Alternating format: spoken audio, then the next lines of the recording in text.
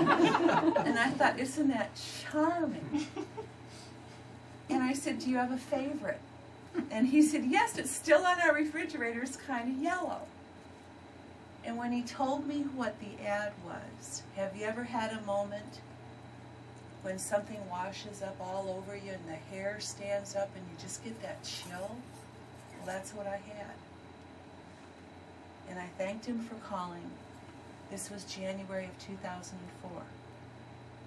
I hung up and I walked to the front showroom window and it was snowing. And I looked out, and right then I knew I was going to leave interior design. I knew it was over. It was just the biggest rush of knowing. And I turned and looked at the studio, and I got real choked up, and the tears are coming. I thought, either I'm insane or something's happening to me. And so I went home and told my new husband what I was going to be doing. And he calls me Queenie, and he said, do it, Queenie, do it. And the next day I walked in, told my business partner, Sugar, you better sit down. I want you to buy me out. I'm done. And I meant it. And within 60 days, I was done. And all because we have to learn to be mindful of the words of strangers. Because had this man not called me, I wouldn't be standing here talking to you today. I'm quite sure of that. And I thought y'all might like to hear the ad that changed my life. This is the ad I wrote, and it was featured one time in the Cincinnati Enquirer.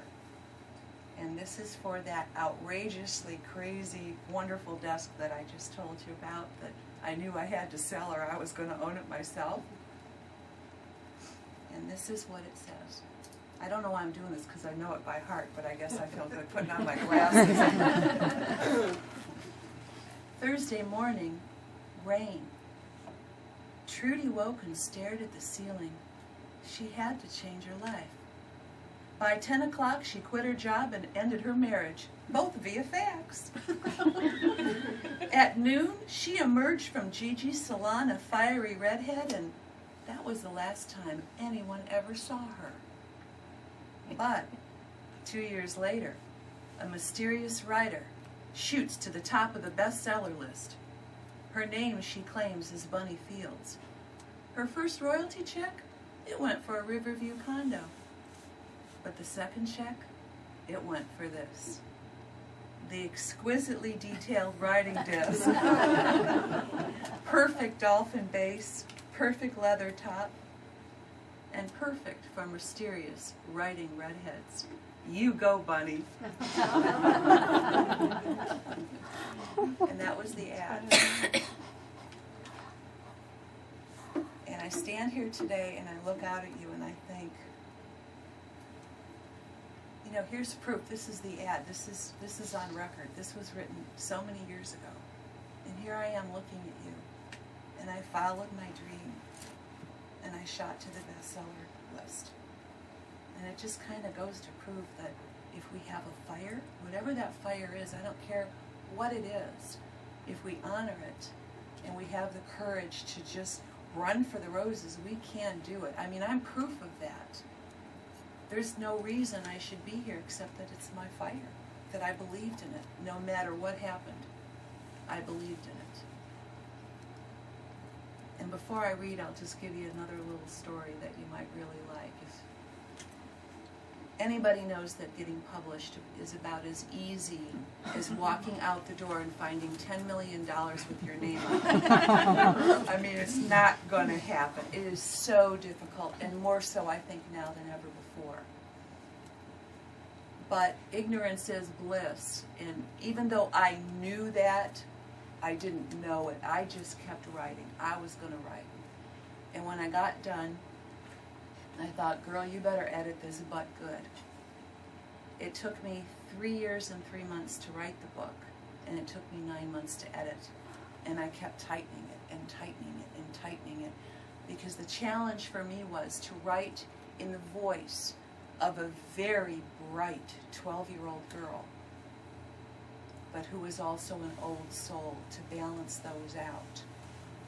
And to also write, which Heather Chrisman really captured in a review that she wrote for me. The book is multi-layered, but it's done so delicately that sometimes you might miss it. It's like an onion, you can keep peeling it, and I wanted that challenge too, so when I was editing, I even worked on that more. And when I finally got done, I thought, okay, here we go. And I didn't want to let the book go. It was like Cece was my daughter. She was my little girl. I didn't want to send her to school. I just wanted her to stay home with me, but let her go I did. And I had a few rejections. I mean, I'm not going to stand up here and say the first literary agent off the block took me, but I was careful who I submitted to. And being that I'm not a kid, I thought, well, go big or go home. Start at the top. I mean, what do you have to lose? Nothing. So I went ahead and I sent an email query to Inkwell Management in New York City. And the very day I sent the query, I got an email back from Catherine Drayton who said, this sounds interesting. Please send me the first 3 chapters. So I did. Well, the next day I got an email and I went, oh man, I know she rejected it. I mean, there's no way she could have read 3 chapters overnight. She rejected it. So I thought, oh, grow up and open the email.